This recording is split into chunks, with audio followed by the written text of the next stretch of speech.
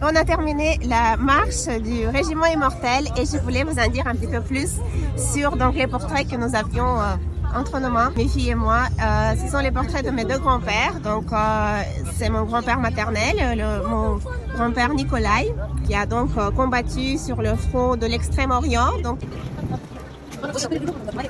mon grand-père Alexandre. Alors, mon grand-père Nikolai, dont je vous ai parlé, il était né en 1922, donc il avait 19 ans quand la guerre a éclaté.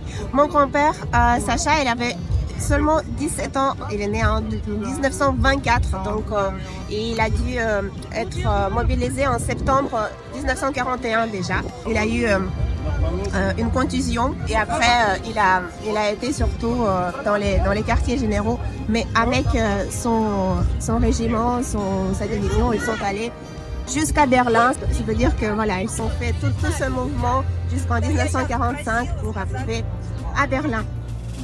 Et il y a encore un troisième portrait aujourd'hui, c'est le portrait de mon grand-oncle, c'est l'oncle de ma mère, le frère donc de ma grand-mère maternelle. Il est mort en Hongrie en mars 1945, c'est-à-dire juste quelques semaines avant la victoire. Et ça a été vraiment une grande peine pour ma grand-mère qui, pendant des décennies, ne pouvait pas savoir comment, où est-ce qu'il était mort, où est-ce qu'il était enterré, etc. Et c'est que dans les années 80 qu'elle avait reçu les réponses qu'il était enterré dans une ville en Hongrie. D'ailleurs, il y a un site qu'on a retrouvé là cette année où on retrouve mes trois grands-pères dont je vous ai parlé, mais où en fait ils disent que c'est une autre ville, mais c'est toujours en Hongrie le 30 mars 1945. Voilà.